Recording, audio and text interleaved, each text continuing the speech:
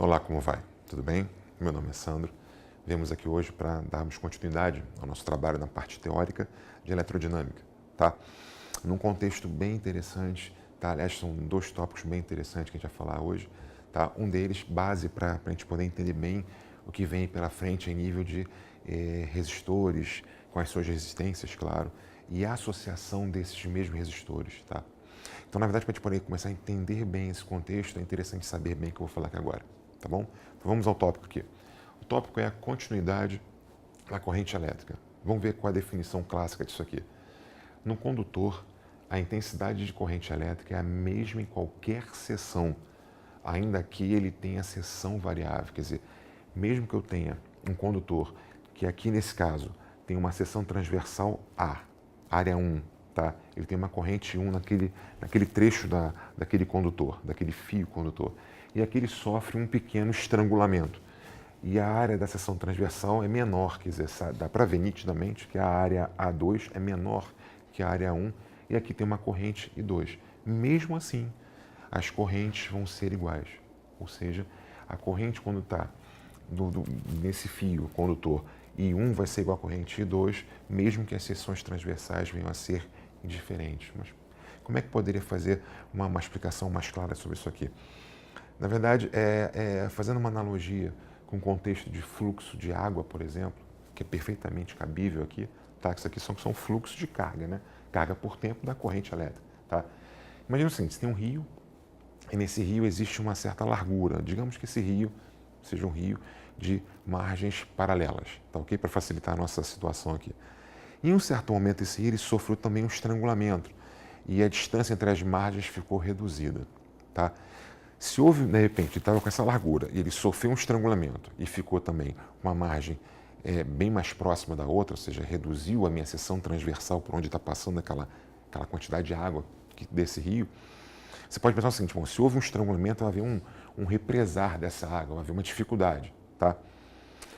Pode-se pensar isso, mas na verdade é o seguinte, quando você tem esse estrangulamento, essa redução da área transversal por onde passa a água desse rio, automaticamente o rio aumenta a sua velocidade.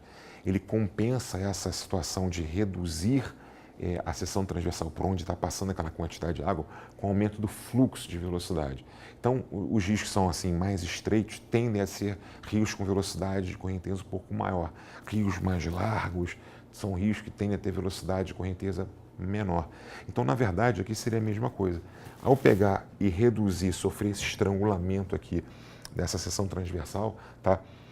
Digamos que o tempo analisado é o mesmo, tá? Para a corrente ser igual, I1 vir a ser igual a I2, a carga que passa por tempo aqui tem que ser igual à carga que passa por tempo aqui. Se eu aumentei o meu fluxo aqui, nessa área menor, eu vou ter a mesma carga passando aqui por mesmo intervalo de tempo, só que o fluxo aqui fica um pouco mais agilizado, vamos dizer assim. Uma situação parecida com essa, para fixar melhor. Eu tenho uma situação em que eu estou molhando o jardim com uma mangueira. Eu quero molhar mais ao longe. Então eu vejo que eu estou impedido de ir mais porque a mangueira está presa na torneira. Tá? O que eu faço para poder molhar mais longe? Eu vou pegar e vou obstruir a saída da mangueira na seção transversal. Eu boto o dedo ou estrangulo, enfim. Eu vou diminuir a minha área de seção transversal, consequentemente o jato chega por quê? Quando eu reduzo a minha área, eu aumento a minha velocidade. Então o jato vai mais longe, tá? Para que a vazão não fique alterada. Aqui eu tenho uma vazão de fluxo de carga, ela não vai ser alterada. Quer dizer, aqui na verdade, mesmo tendo uma área menor, passa uma quantidade maior de carga, quer dizer, a mesma quantidade de carga com uma velocidade um pouquinho maior, tá ok? Mas o fato é que a corrente I1 vai ser igual à corrente I2, independente da seção transversal desse fio. Tudo bem até aí?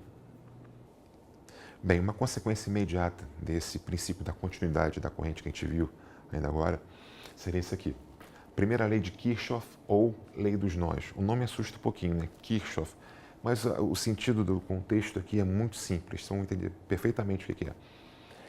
No nó, o que seria um nó? O nó seria um ponto onde a partir dele tem mais de uma ramificação. Tem duas ou mais. Tá? Eu venho com um fio condutor, de repente eu bifurquei. Tá? Aqui é um nó. Além de ponto, ele continua sendo um ponto, mas ele é um nó. Quer dizer, o nó seria quando você vê um fio e a partir dele você tem mais de 2 caminhos a seguir. Tá? No mínimo uma bifurcação.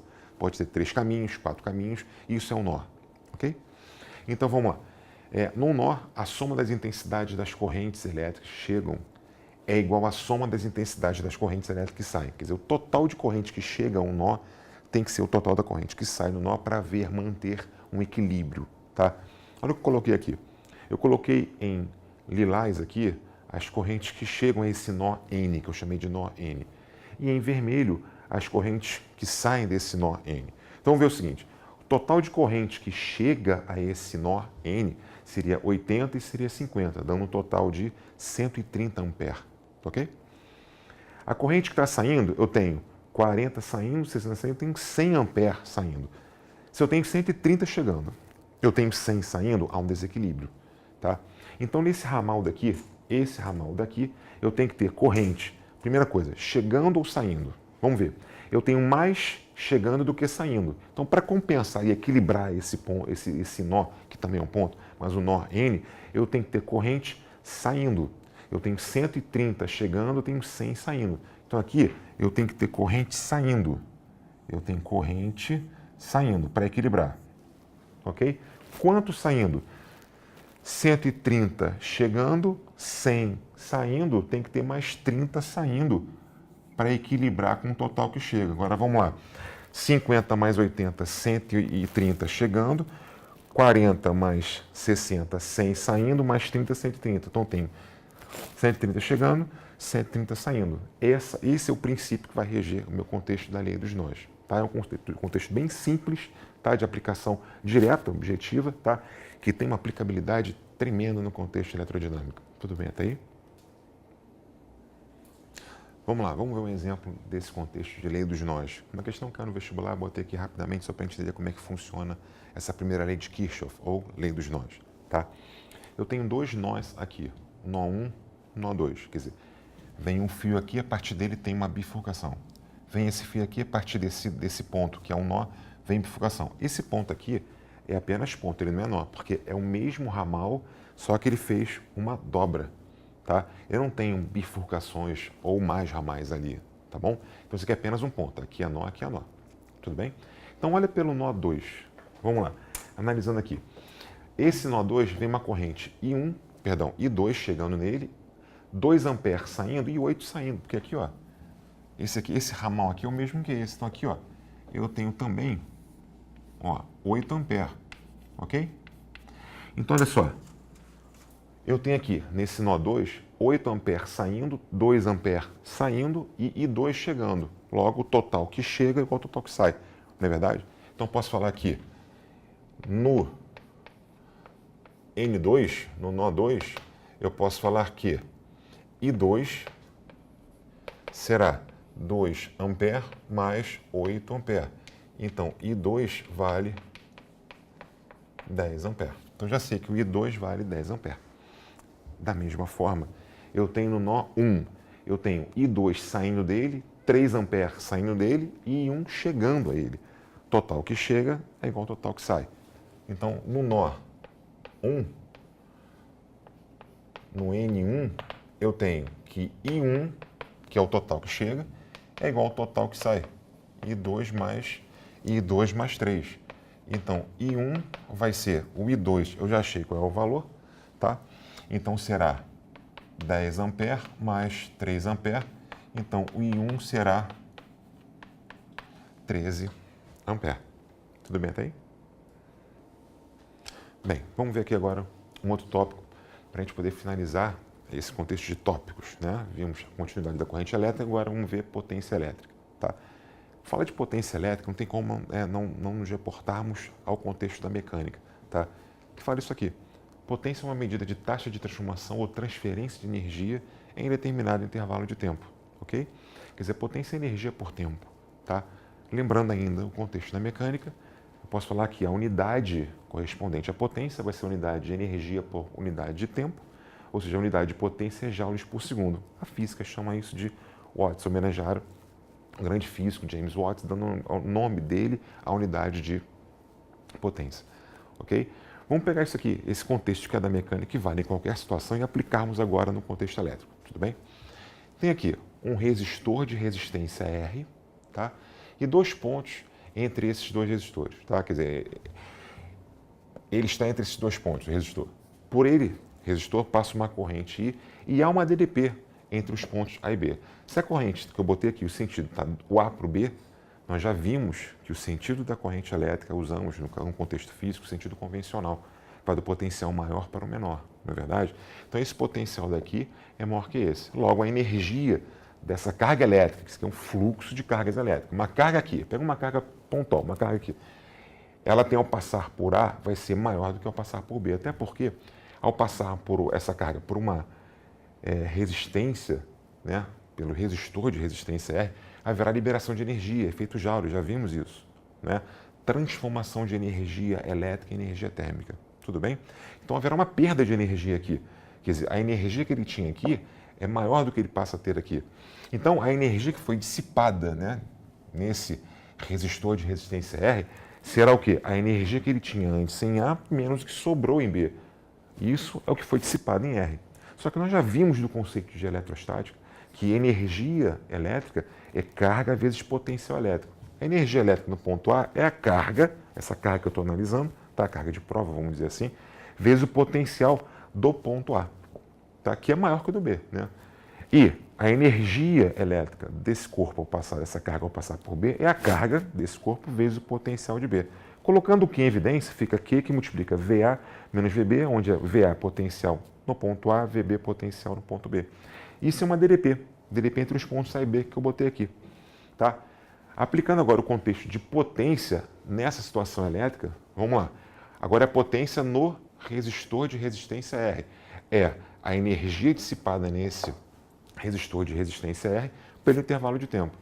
Essa energia aqui está aqui, ó, carga vezes DDP entre A e B, os pontos A e B. Coloquei isso aqui. Tá? O que eu fiz? Fiz uma articulação algébrica para ficar uma situação mais favorável para eu chegar numa formatação mais simples. Eu posso falar isso aqui, eu posso falar isso aqui, é comutativo, não é verdade? O que é carga por tempo? Carga por tempo nós sabemos, já vimos no início da análise de eletrostática, de eletrodinâmica, perdão, que é corrente, fluxo de carga por tempo é corrente. Então eu posso falar que potência desse resistor R vai ser a DDP nos terminais desse resistor R vezes a corrente que passa por esse resistor R. Em geral, tá? Agora, qualquer tipo de resistor que eu vou analisar, potência é a DDP vezes a corrente que passa por esse resistor. Tudo bem até aí? Bem, para finalizar essa aula de hoje, vamos ver o seguinte. Nós já descobrimos que potência é a tensão vezes a corrente que passa por um resistor de resistência R. Só que tem o seguinte, nós sabemos que U igual a R, primeira lei de Ohm, não é isso? Como potência vale isso aqui, no lugar do U, botei R vezes I. Então, potência pode ser também calculada pelo valor, pelo produto, perdão, de R vezes o quadrado da corrente que passa por esse resistor. Da mesma forma, se U igual a RI, eu posso falar que I é igual a U sobre R. Então, ainda naquela fórmula, potência igual a U vezes I, no lugar do I eu boto U sobre R. Então, eu chego nessa formatação de potência igual ao quadrado sobre R. Então, na verdade, eu passo a ter 3 formatações que vão dar o mesmo resultado para a potência. U vezes I, que a gente já demonstrou, e R vezes I ao quadrado, que acabamos de ver aqui, e U ao quadrado sobre R. Essas 3 aqui vão dar sempre o mesmo resultado. E cabe a você ter o discernimento na hora certa de saber qual é o contexto, dentro do contexto da questão, qual é a formatação que eu vou usar, que seja mais apropriada para aquela questão. O fato é que, sabendo já isso aqui, já abre um leque de questões assim, bem interessantes para serem feitas em nível de exercícios, tudo bem? De fundamentar, para poder fazer, na verdade, uma sedimentação de conhecimentos e também questões bem mais rebuscadas, ok? Hoje a gente fica por aqui, um abraço, tudo de bom.